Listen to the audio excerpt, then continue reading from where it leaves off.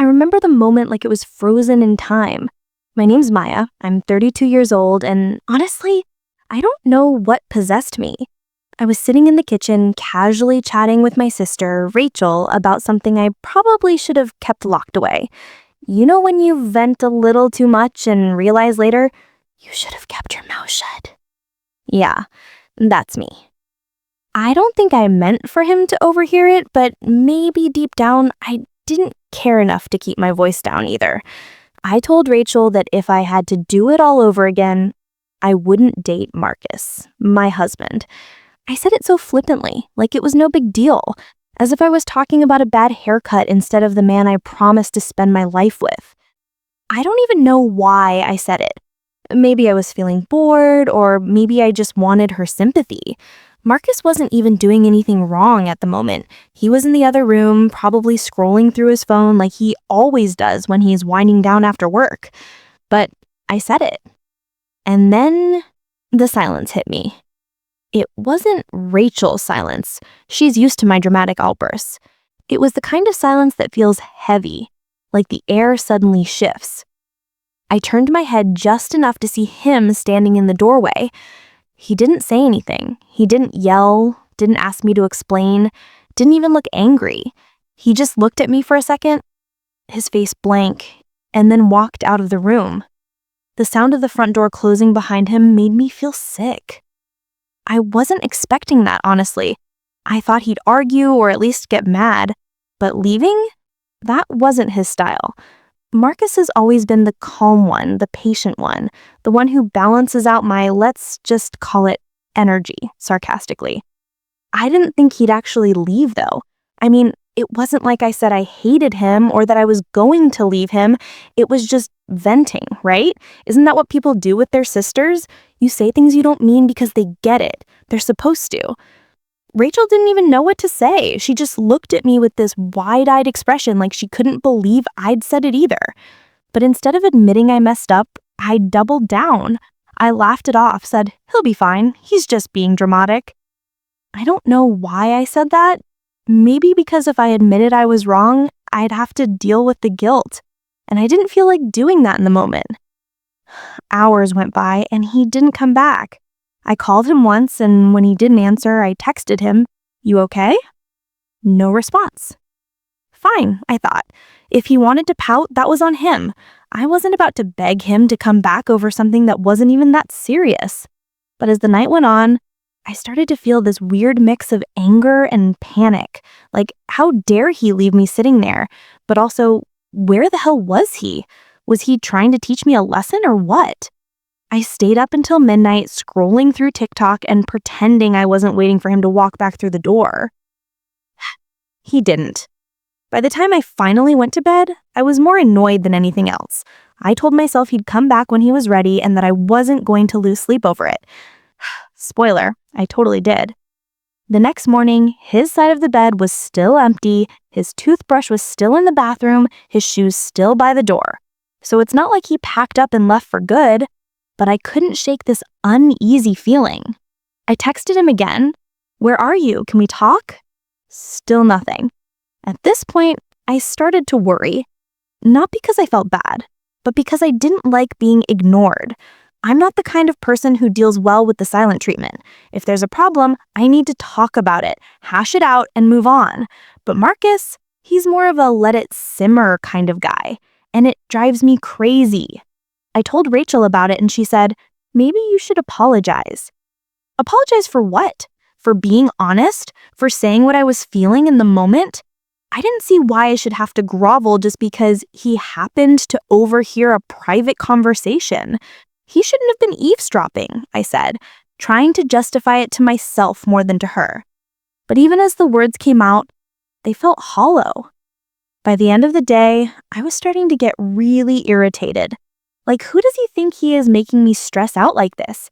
If he had a problem with what I said, he could have stayed and talked to me about it like an adult. Okay, maybe I am the bad guy, but still, it's not like I said I hated him or that I was going to leave him. It was just venting, right? Isn't that what people do with their sisters? You say things you don't mean because they get it. They're supposed to. That's not the same as saying I don't love him, right? But as much as I tried to convince myself I was in the right, a small part of me started to wonder if this time I'd pushed him too far. Marcus has always been the kind of guy who lets me take the lead, who goes along with whatever I want, even when I know he doesn't always agree. I guess I'd started to take that for granted. I always assumed he'd be there no matter what. But now, for the first time, I wasn't so sure. The hours kept ticking by and still no word from him. I tried calling his mom, but she hadn't heard from him either. That's when I started to feel really uneasy. What if he wasn't just mad? What if something had happened to him? But then again, Marcus isn't the type to get reckless or do something stupid.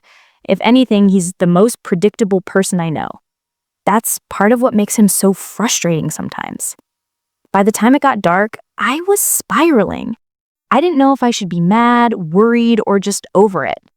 I wanted to text him again, but I didn't want to seem desperate. So instead, I sat there, staring at my phone, waiting for it to light up with a message that never came. The next day came and went, and Marcus was still gone. I told myself to stay calm, but every time I heard a car outside, my heart jumped. I kept checking my phone, refreshing my texts like an idiot, as if I'd missed his reply somehow.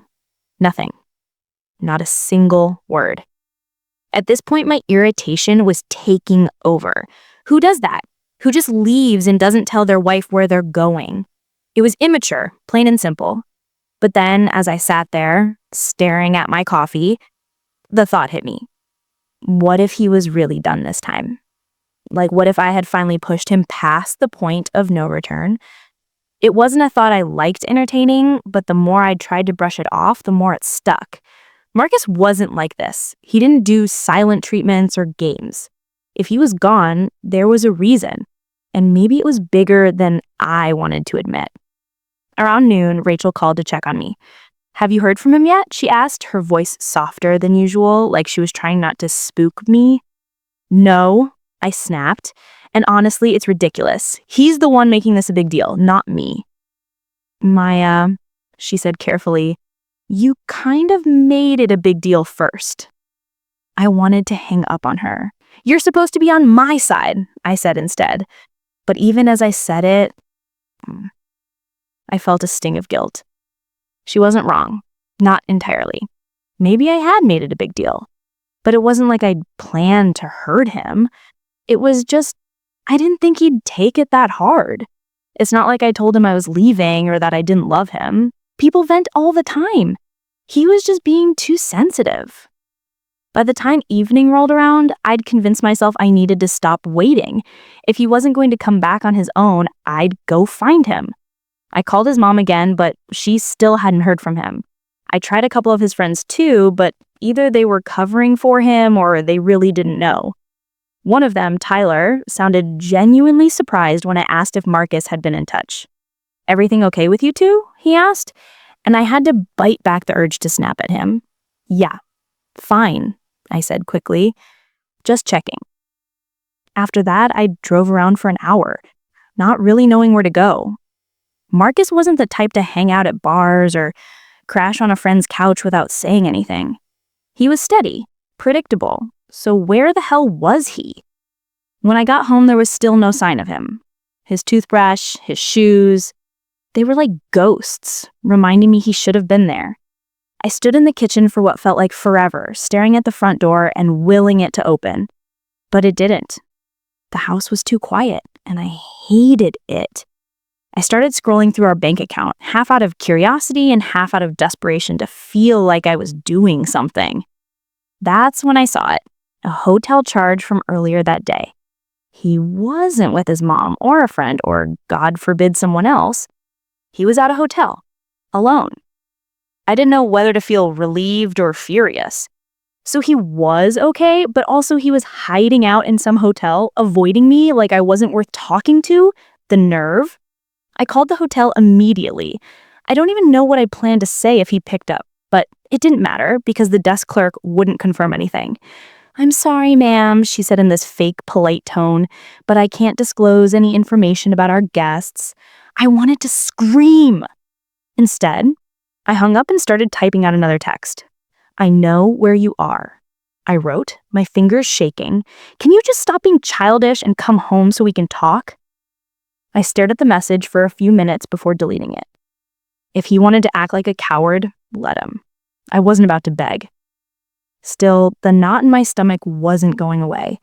I hated this feeling, like I was out of control, like he had the upper hand. Marcus was supposed to be the one who chased me, who forgave me, who let me vent and then moved on. That's how it always worked. So why wasn't it working now? The next morning, I woke up to an empty house again. It was starting to get to me. The silence, the not knowing. I tried to focus on work, but every email felt like a distraction from the real problem. My husband was gone, and I had no idea what to do about it. I kept telling myself it wasn't that serious, that he just needed space. But the longer he stayed away, the harder it was to believe that. By mid-afternoon, I couldn't take it anymore. I drove to the hotel, not caring how desperate it made me look. If he wasn't going to come to me, I'd go to him. When I got there, the clerk gave me the same spiel about privacy, and I had to fight the urge to cause a scene. He is my husband, I snapped, but she just smiled that fake customer service smile and said, I'm sorry, ma'am. Defeated, I walked back to my car. As I sat there staring at the steering wheel, I started to feel something I hadn't let myself feel in years. Fear. What if he wasn't coming back? What if I'd really pushed him too far this time? And what if deep down, I knew it wasn't just about what I'd said to Rachel. This wasn't the first time I'd let my mouth get ahead of me, and it wasn't the first time I'd put my own feelings ahead of his. Maybe this time, he'd had enough. Still, as much as I hated to admit it, I wasn't ready to apologize. Not yet. I needed to see him first to make sure he was okay, to figure out how to spin this in my favor. Because if there's one thing I've always been good at, it's talking my way out of a mess. And this was just another mess, right? I didn't have to wait much longer to see Marcus after my failed attempt at the hotel. Late that same evening, the front door finally opened, and there he was. He didn't slam the door or throw his keys down like I might have done in his place. He walked in calmly, almost too calmly, and I couldn't read his expression. That blank look on his face unnerved me. I was ready for a fight or at least some dramatic response, but this was worse. He set his bag down by the couch and stood there for a moment looking at me like he was trying to decide what to say. For a second, I thought he might just walk upstairs without a word, but instead he spoke. We need to talk, he said, his voice steady, almost cold. Yeah, no kidding, I snapped back, folding my arms across my chest. I was already defensive, even though I knew I should have been the one to apologize, but I wasn't going to start there. Couldn't. It felt like admitting I was wrong would give him some kind of power over me, and I wasn't ready for that. He sat down on the couch, motioning for me to sit too. I stayed standing, leaning against the kitchen counter like I was too busy to care. You going to explain why you ghosted me for 2 days? I asked, trying to sound casual, but my voice came out sharper than I intended. Marcus sighed, rubbing his hands together like he was trying to warm them up. I needed space, he said. To think, to figure out how to even talk to you after what I heard. I rolled my eyes. Oh, come on, Marcus. Are we really doing this? You overheard one thing that I said in private to my sister, and now you're acting like it's the end of the world. It wasn't just one thing, Maya, he said, his voice rising slightly, though he quickly brought it back down. You said you'd never date me now, that if you could go back, you wouldn't choose me. Well, maybe I wouldn't, I shot back, before I could stop myself. The words hung in the air, and for a moment, I regretted them, but then I doubled down. You've changed, Marcus. We both know it. You're not the same guy I married.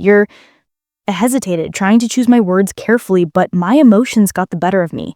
You're lazier now, okay? You've let yourself go. You don't even try anymore. Can you really blame me for feeling like this? He looked at me, and for the first time, I saw real hurt in his eyes. But instead of getting angry, he just nodded slowly, like he was expecting this. So that's it, he said quietly. You think I'm fat and ugly, and that's why you'd rather not be with me. Before we continue, If you're enjoying this story and want to hear more raw, honest relationship tales like this, please hit that like button, subscribe to the channel, and drop a comment below telling me your thoughts. It really helps a small creator like me keep bringing you these stories. Now, back to what happened next. I rolled my eyes again, trying to brush off the weight of what I just said. Don't twist my words. I didn't say I didn't want to be with you. I said if I could go back, I might have made a different choice. That's not the same thing. Sure, sounds like it to me, he replied, his voice steady but firm. And you know what? Maybe you're right. I have changed. I've gotten older, I've gained some weight, I've gotten comfortable. But that's what happens when you're married, Maya. You settle into life together. You build a life. Or at least that's what I thought we were doing. I felt my face flush, a mix of embarrassment and anger bubbling up inside me. Don't make this about me, I said, my voice rising. You think I don't notice how distant you've been? How you barely even talk to me anymore unless it's about work or bills or what we're having for dinner? You're not exactly giving me a reason to feel excited about this marriage, Marcus. So this is my fault now? He asked, his tone calm but incredulous. I'm the reason you're unhappy? The reason you don't respect me enough to keep a conversation like that between you and your sister out of earshot? I threw up my hands in frustration. You're twisting everything. I'm just saying, maybe if you put in a little more effort, worked out, showed some interest in me like you used to, I wouldn't feel like this. He stared at me for a long moment, and then he did something I didn't expect. He stood up slowly and looked me straight in the eye. You know what, Maya? I think this says more about you than it does about me. What's that supposed to mean? I snapped, feeling a sudden surge of panic. He wasn't yelling. He wasn't fighting back the way I'd expected. He was calm. And somehow that made me feel even smaller. It means, he said, his voice steady, that you don't see what you have. You've got someone who's been here for you through all of your impulsive decisions, your spending habits, your ups and downs, someone who's never judged you for any of it. And instead of appreciating that, you look for reasons to tear me down. I opened my mouth to respond, but he wasn't done. I know I'm not perfect. I know I've changed, but so have you, Maya, and not in a way that makes this marriage easier. You've turned into someone who doesn't take accountability, who lashes out instead of having a real conversation, and who would rather blame me than look in the mirror. His words hit me like a slap, but instead of admitting he might be right, I lashed out again. Oh, so now you're perfect, the saint who's been holding this marriage together while I'm the problem? He shook his head, picking up his bag again. No, I'm not perfect, but at least I'm trying to be better. I'm done standing here and letting you make me feel like I'm not enough. If you can't see the value in me anymore, maybe we need to take a step back. I froze. What are you saying? I'm saying I need more than this, he said, gesturing between us. And if you're not willing to work on it, then maybe I shouldn't be here anymore. He didn't yell. He didn't slam the door on his way out. He just walked out, leaving me standing there stunned and more confused than ever. Over the next few weeks, reality hit me hard. Marcus didn't come back, not even for his mail. Every time I walked into the house, the emptiness felt heavier. It wasn't just that he was gone physically. It was the silence, the absence of his presence that cut the deepest. I started reaching out to him more, trying to test the waters. The responses I got were polite but distant. Hope you're doing okay. I'll come by this weekend to grab my things. That was it. No warmth, no opening for conversation. He wasn't cruel, but it was clear that he was done being vulnerable with me. The weekend came and I dreaded seeing him. When he walked through the door, he looked different. His shoulders seemed broader, his posture straighter. He trimmed his beard and it actually looked good. Clean, purposeful. He even smelled different, like he'd started using cologne. I hated to admit it, but he looked better than I'd seen him in years. Hey, I said, awkwardly standing by the kitchen counter as he came in. Hey, he replied, giving me a small nod but nothing more. He didn't ask how I was doing, didn't try to make small talk. Instead, he went straight to the bedroom and started packing his things into boxes. I followed him, unsure of what to say but desperate to break the silence.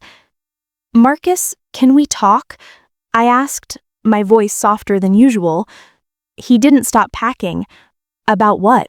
I hesitated. "About us." He paused, looking at me with an expression I couldn't quite read. "What about us, Maya? You made it pretty clear how you feel." "I didn't mean it like that," I said quickly, stepping closer. "I was upset. I wasn't thinking." He shook his head and went back to packing. "No, Maya, you were thinking.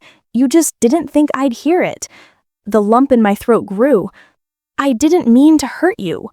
"But you did," he said firmly, finally looking at me.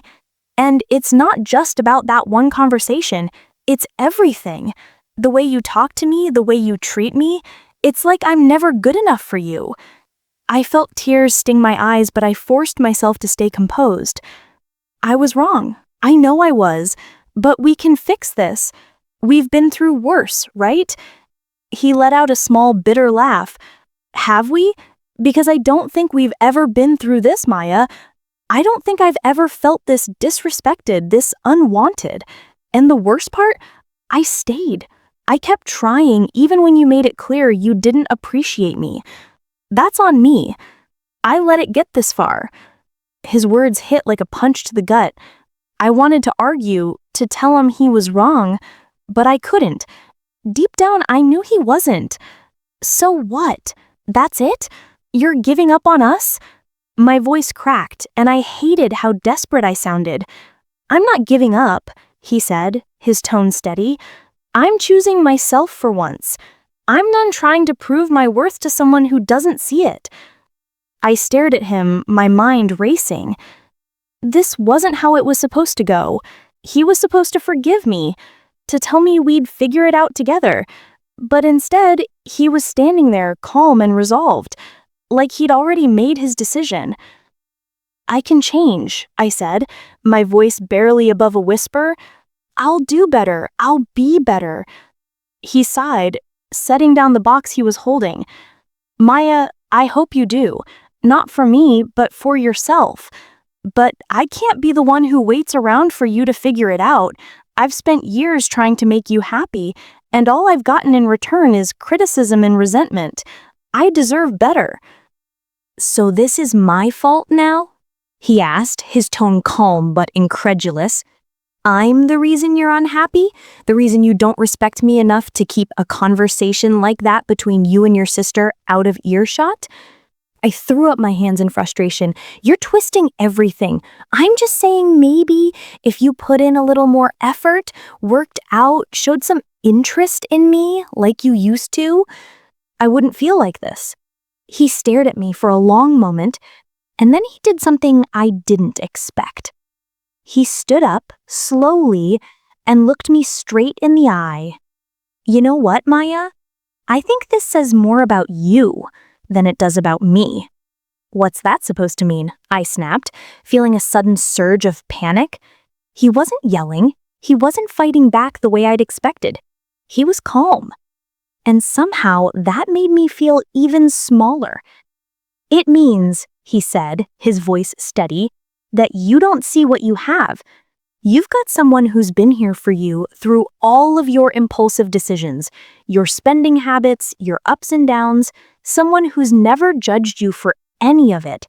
And instead of appreciating that, you look for reasons to tear me down." I opened my mouth to respond, but he wasn't done. "I know I'm not perfect. I know I've changed, but so have you, Maya, and not in a way that makes this marriage easier.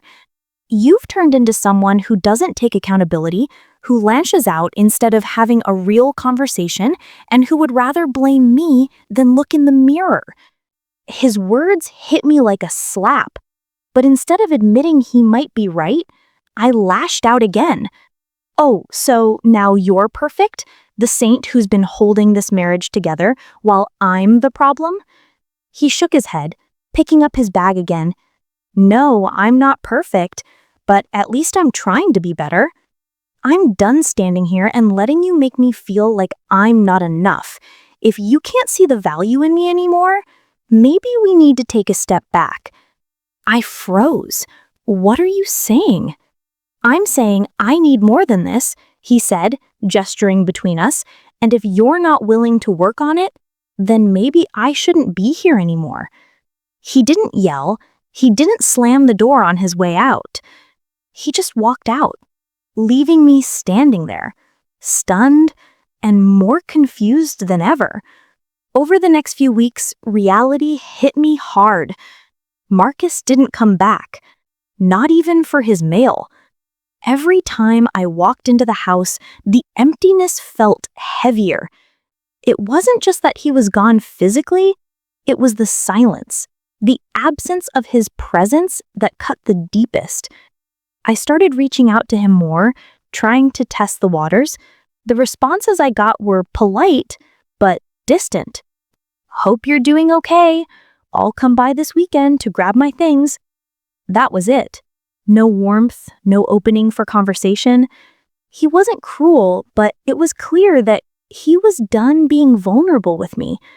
The weekend came, and I dreaded seeing him. When he walked through the door, he looked different. His shoulders seemed broader, his posture straighter. He trimmed his beard, and it actually looked good, clean, purposeful.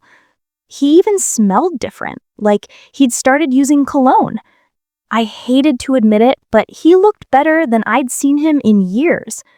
"Hey," I said awkwardly, standing by the kitchen counter as he came in. "Hey," he replied, giving me a small nod, but nothing more. He didn't ask how I was doing, didn't try to make small talk. Instead, he went straight to the bedroom and started packing his things into boxes. I followed him, unsure of what to say, but desperate to break the silence.